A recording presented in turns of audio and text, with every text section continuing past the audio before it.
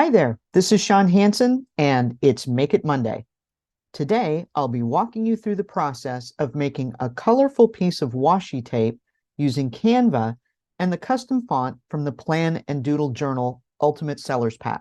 If you don't yet have your copy of the Plan and Doodle Journal Ultimate Sellers Pack, you can grab it at the link you see here. Okay, let's get started. As you can see, I'm signed into my Canva account. You do need to have a pro account to add the custom font, but if you don't have a pro Canva account, don't worry. You can get similar results by following along and uploading one of the PNGs that come with the Ultimate Sellers Pack. So to begin, I'm going to create a design, and I want this to be a custom size. I'm going to make this a 12-inch by 4-inch canvas, and then I'm going to click Create New Design. Next, I want to go over to Elements, and I'm going to search on washi tape. And then I want to narrow my search to just graphics. What I'm looking for is something very plain, like this green washi tape here. And I'm going to resize it and center it. We've now got a background, and as you can see, we can change the color. So I'm going to leave it at the green now, and we're going to set our color after we complete our design, which means the next thing I need to do is I want to create a text box.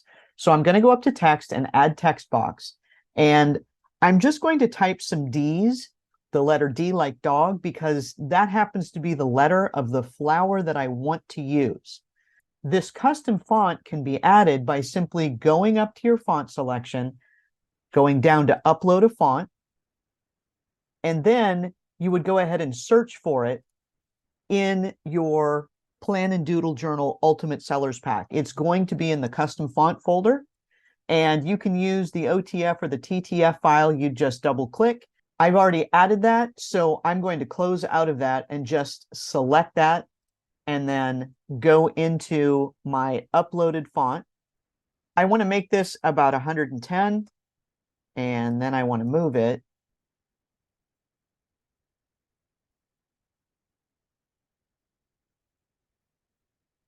And I want to make sure it's centered. And I'm probably going to do about 8 of these, 2, 4, 6, 8. And I'm going to resize the washi tape just a little bit. And again, center it. And then grab my font and center it. I want to go ahead and make this washi tape a little bit straighter. It doesn't have to be perfectly straight.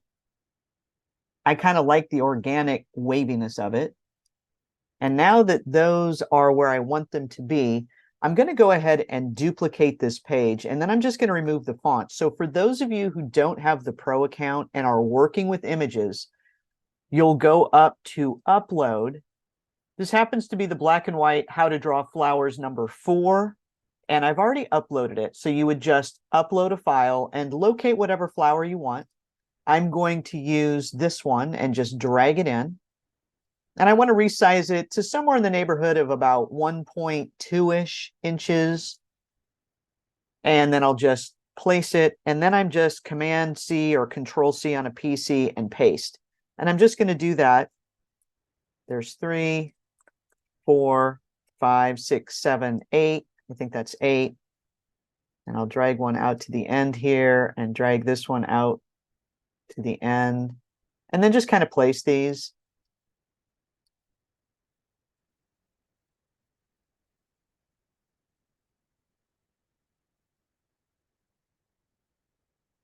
That's 4, 5, 6.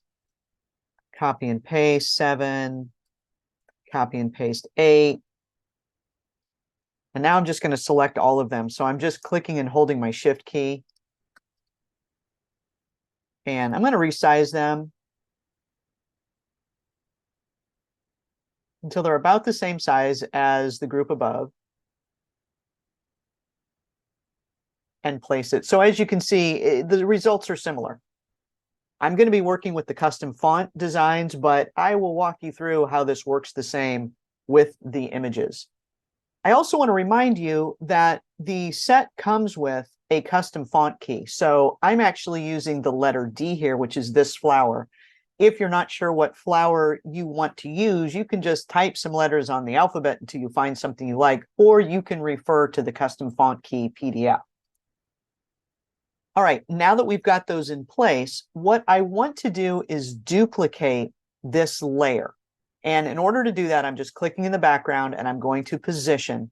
And you can see here is this font layer. I'm just going to right click and duplicate, and then I'm going to drag this down below the washi tape now. This is for safekeeping. If you're using the graphics, I'm going to select these once again,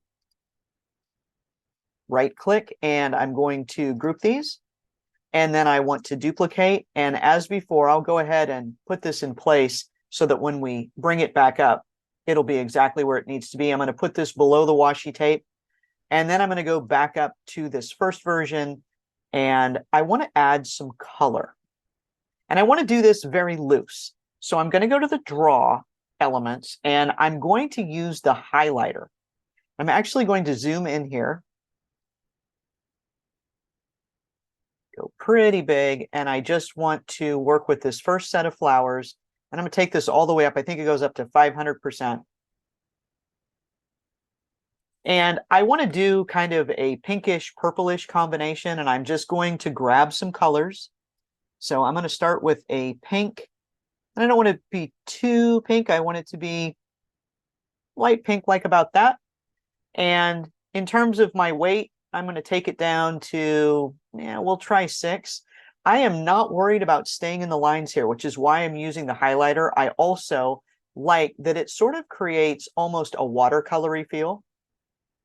And I'm not lifting the pen or pausing. I'm just doing a solid block of color. And then when I'm satisfied, I'm moving on to the next one. If you want to get more exact with this, you can use one of the other tools. So if I wanted to be more exact, I could come in here, use this pink, and I can get really close to the lines.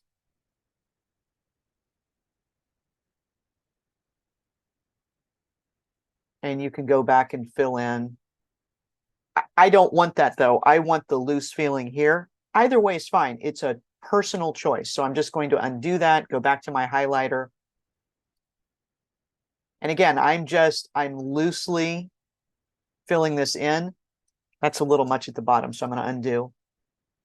If you want to be a little bit more careful with the highlighter, you can also reduce the weight. So down here, I'm on a 6. If I go to a lower number, it's going to be a tighter curve. Now I want to change this color, and this is going to be more of a purpley, so I'm just going to use the slider. And I want this to be a bit darker. I'll give that a go. And again, I want to go a little bit darker than that. Up there. I'm not super concerned about where I am in terms of the line or with the color overlap.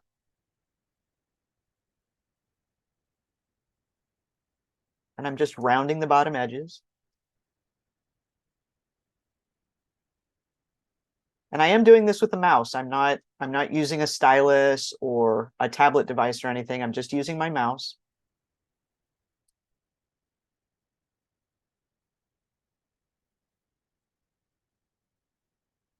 And that's a little much again.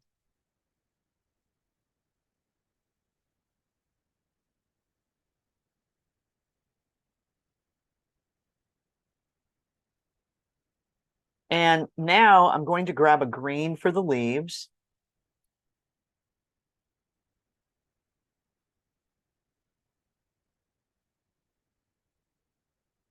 And I am going to go narrower this time. So I'm going to bring this down to maybe 3.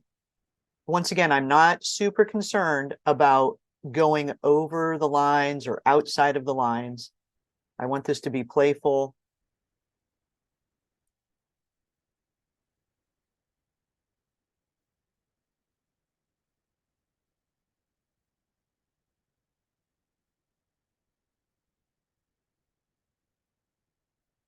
I already colored that.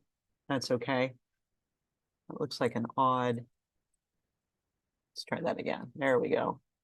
For some reason it's pulling it shorter, so I just go over it.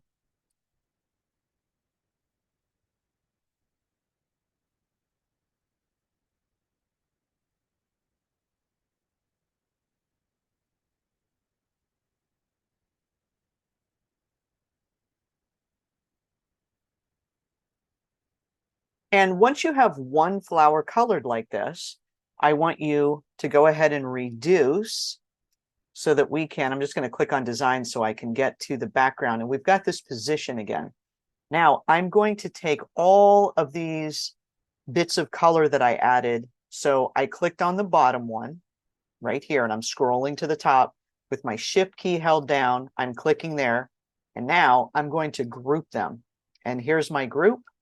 I want to right click and duplicate. And then I'm just going to drag this group over. Remember, this is basically a stamp, right? We're working with the font. So if I color one set of flowers, it's going to fit the other ones. Same thing with the images. After a couple of these, Canva will try and place this where it thinks you want it based on the movement that you've made. You can leave them or make some adjustments. Come in here so that I can see a little better. There we go. Right click, duplicate. That landed pretty nicely.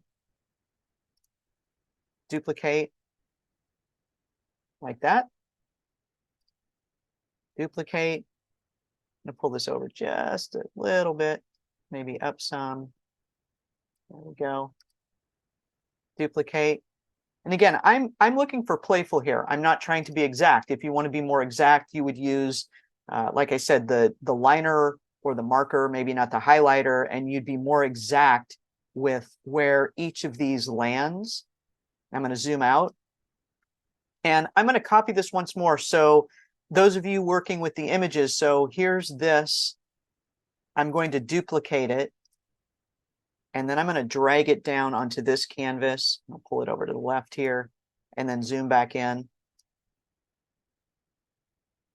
So the process works the same. Now, this isn't going to fit maybe exactly because these are slightly different sizes, but you would do the same thing. You would color one and then duplicate. You'd group it all like we did, duplicate, and then just move it into place. So the process is the same. Zoom back out. We're going to work again with this top tape. Now, once the color is in place, I want to take this duplicate of the font that I used, or in the case down here of the images, and I'm going to drag it to the top. I want this, whoops, I'm on the wrong, I want to be here. The one that's under the washi tape, I want to take it all the way to the top. And before I do that, let me zoom in so you can see what's going on. So as you can see, this color is over the outline. If you like that, it's okay. But here's another option. Remember, we duplicated that, and now I'm going to take that, and I'm going to put it all the way at the top, and then I'm just going to drop it into place. It'll almost feel like it clicks into place, and now you've got the lines on top of the color. So let me undo that. This is with the lines underneath. Nothing wrong with that. It's a perfectly legitimate look. That's a nice look too. But if you want the lines to be darker, you simply put things on top like so. I'll show you down here as well. Remember, we duplicated this stuff. Now, if I take this and I put it on top, our lines are on top of our color. Now, this green actually isn't bad in the background, but I want to change this to something a little bit different. So I'm just going to select that background, click on the color, and I think I want to use a lighter blue.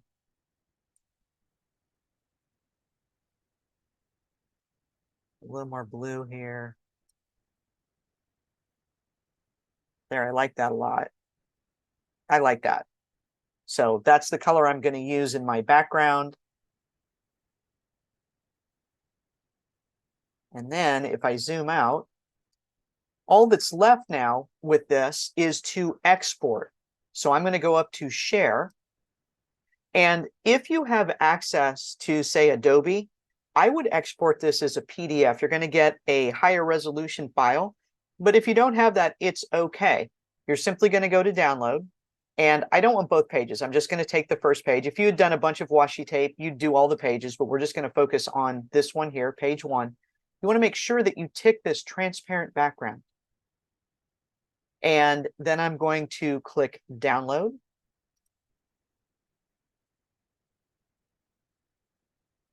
And this is going to be Washi Tape demo. It's on my desktop. Click save.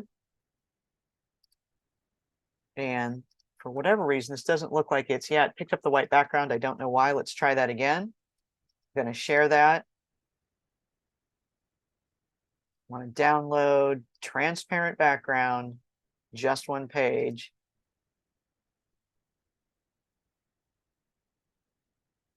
And I'll just replace it.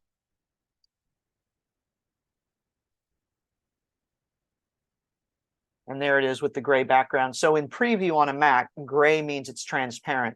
I'll go ahead and open this up in Photoshop. And as you can see, now it's not quite high resolution enough for my liking. I like things to be 300, but it's plenty big enough. So I've set my cropping so that it goes to 300 pixels per inch. And I'm just going to take out some of the extra space here.